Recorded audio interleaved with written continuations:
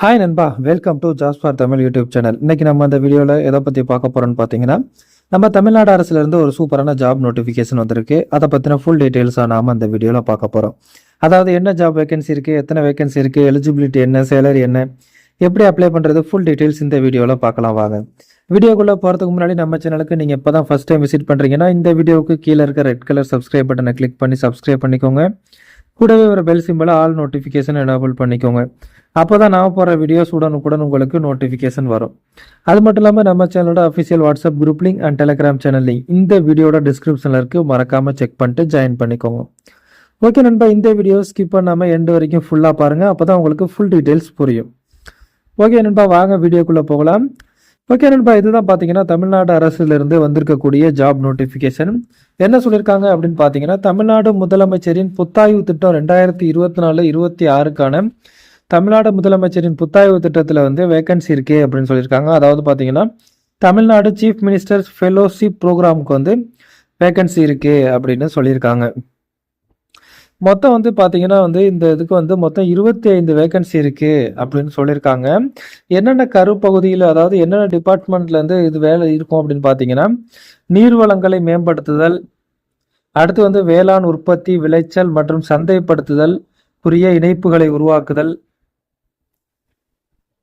அடுத்து பார்த்தீங்கன்னா ஊரக மற்றும் நகர்ப்புற குடியிருப்புகள், கல்வி தரத்தை உயர்த்துதல், சுகாதார குறியீடுகளை மேம்படுத்துதல், அனைவருக்கும் உள்ளடங்கிய சமூகம், உட்கட்டமைப்பு மற்றும் தொழில் வளர்ச்சி, திறன் மேம்பாடு மற்றும் தொழில் முனைவோர் மேம்பாடு, முறையான கடன், இளைஞர் நலன், சுற்றுச்சூழல் சமநிலை மற்றும் பருவநிலை மாற்றம், தரவு நிர்வாகம், இதுக்கெல்லாம் வந்து இந்த டிபார்ட்மெண்ட்லாம் சேர்த்து தான் வேகன்சி இருக்கு அப்படின்னு சொல்லியிருக்காங்க.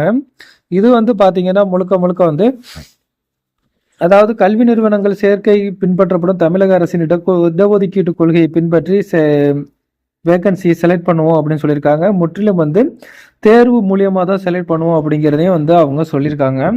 இதுக்கான சேலரி பொறுத்தளவுக்கு பார்த்தீங்கன்னா வந்து மாதம் 65,000 வந்து சேலரி அப்படின்னு சொல்லியிருக்காங்க. அது மட்டும் இல்லாமல் பயண செலவு, கைபேசி மற்றும் தரவு பயன்பாடு செலவு பார்த்தீங்கன்னா அதுக்கு வந்து கூடுதலாக ஒரு 10,000 கொடுக்குறாங்க. மொத்தம் வந்து இந்த ஜாப்ல இருந்து நீங்கள் மாதம் வந்து 75,000 வரைக்கும் நீங்கள் வந்து இந்த ஜாப்ல வந்து ஏர்ன் பண்ணிக்கலாம் அப்படின்னு சொல்லியிருக்காங்க. அடுத்து வந்து பார்த்தீங்கன்னா இந்த இதுக்கான குவாலிஃபிகேஷன் பொறுத்தளவுக்கு பார்த்தீங்கன்னா நீங்கள் பொறியியல், மருத்துவம், சட்டம், விவசாயம், கால்நடை அறிவியல் ஏதாவது படிச்சிருந்தா ஓகே அப்படின்னு சொல்லியிருக்காங்க. அது வந்து ஃபர்ஸ்ட் குரூப்ல பாஸ் பண்ணியிருக்கணும் அப்படின்னு சொல்லியிருக்காங்க. அதாவது ஃபர்ஸ்ட் குரூப்ல இன்ஜினியரிங் அல்லது மெடிக்கல் இல்லைன்னா லா படிச்சிருந்தாலும் ஓகே, அக்ரிகல்ச்சர் படிச்சிருந்தாலும் ஓகே, அதே போல் வெட்டினரி சயின்ஸ் படிச்சிருந்தாலும் ஓகே அப்படிங்கிறத சொல்லியிருக்காங்க. ஃபர்ஸ்ட் கிளாஸில் பாஸ் பண்ணியிருக்கணும் அப்படின்னு சொல்லியிருக்காங்க. அடுத்து வந்து கலை அறிவியலை முதுகலை பட்டப்படிப்பில் முதல் வகுப்பு பற்றவர்களும் இந்த ஜாப்க்கு அப்ளை பண்ணிக்கலாம் அப்படின்னு சொல்லியிருக்காங்க. அதாவது கிராஜுவேட் வந்து ஆர்ட்ஸில் முடித்தவங்களும் வந்து எலிஜிபிள் அப்படிங்கிறதே வந்து அவங்க சொல்லியிருக்காங்க. அடுத்து வந்து முக்கியமானது பார்த்தீங்கன்னா பிஹெச்டி முடிச்சிருந்தா முன்னுரிமை வழங்கப்படும் அப்படின்னு சொல்லியிருக்காங்க. அதே போல் எக்ஸ்பீரியன்ஸ் இருக்கிறவங்களுக்கும் வந்து முன்னுரிமை வழங்கப்படும் அப்படின்னு சொல்லியிருக்காங்க. அதே போல் ஆராய்ச்சி அனுபவம், அதாவது ரிசர்ச்சில் வந்து எக்ஸ்பீரியன்ஸ் இருக்கிறவங்களுக்கும் வந்து இது வந்து முன்னுரிமை தரப்படும் அப்படின்னு சொல்லியிருக்காங்க. அடுத்து வந்து முக்கியமானது தமிழ் மொழி பயன்பாட்டு திறன், அதாவது தமிழ் வந்து நல்லா எழுத, படிக்க, பேச தெரிஞ்சிருக்கணும் அப்படிங்கிறதையும் வந்து அவங்க சொல்லியிருக்காங்க. ஏஜ் லிமிட் பொறுத்தளவுக்கு வந்து இந்த ஜாப்க்கு வந்து நீங்கள் வந்து ஆகஸ்ட் 26, 2024 படி வந்து 22 வயதுலேருந்து 30 வயதுக்குள்ளே இருக்கணும் அப்படிங்கிறதையும் சொல்லியிருக்காங்க. இதில் வந்து SC ST பிரிவு இருந்தீங்கன்னா அதிகபட்சம் வந்து 35 வயது உள்ள வரைக்கும் வந்து அப்ளை பண்ணிக்கலாம் அப்படின்னு சொல்லியிருக்காங்க. அடுத்து OBC கேட்டகரி பொறுத்தளவுக்கு மேக்சிமம் வந்து 33 வயதுக்கு உட்பட்டவர்கள் தான் இந்த ஜாபுக்கு வந்து அப்ளை பண்ண முடியும் அப்படின்னு சொல்லியிருக்காங்க. அதே போல் இந்த தமிழ்நாடு முதலமைச்சரின் புத்தாய்வு திட்டம் 2022-24 செலக்ட் ஆனவங்க வந்து செலக்ட் ஆன லாஸ்ட் 30 பேருக்கு வந்து இந்த இதுக்கு வந்து விண்ணப்பிக்க தகுதி இல்லை அப்படின்னு சொல்லியிருக்காங்க. ஸோ லாஸ்ட் இயர் வந்து செலக்ட் ஆனவங்க இப்போ வந்து அப்ளை பண்ண முடியாது அப்படிங்கிறதையும் வந்து சொல்லியிருக்காங்க. அடுத்து வந்து இதுக்கான தேர்வு முறையை பொறுத்தளவுக்கு பார்த்தீங்கன்னா நீங்கள் வந்து ஃபஸ்ட்டு வந்து ஒரு கம்ப்யூட்டர் டெஸ்ட் எழுதுறது மாதிரி இருக்கும் அப்படின்னு சொல்லியிருக்காங்க. அடுத்து வந்து விரிவான எழுத்து தேர்வு எழுதுறது மாதிரி இருக்கும் அப்படின்னு சொல்லியிருக்காங்க. அடுத்து பார்த்தீங்கன்னா கடைசியாக நேர்முக தேர்வு, இன்டர்வியூ இருக்கும் அப்படின்னு சொல்லியிருக்காங்க. ஃபர்ஸ்ட் வந்து கம்ப்யூட்டர் பேஸ்டு ஒரு நார்மல் டெஸ்ட்டும், அடுத்து வந்து ஃபுல் ரிட்டன் டெஸ்ட்டும் இருக்கும் அப்படின்னு சொல்லியிருக்காங்க. அடுத்து 3வது ஸ்டேஜ் பார்த்தீங்கன்னா இன்டர்வியூ இருக்கும் அப்படின்னு சொல்லியிருக்காங்க.